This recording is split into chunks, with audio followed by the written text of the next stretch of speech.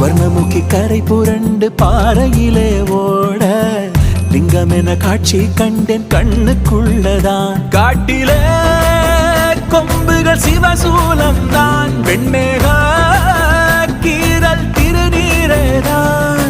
காணும் இடங்களில் சிவமயமே கண்டுவிட்டேன் புது அனுபவமே.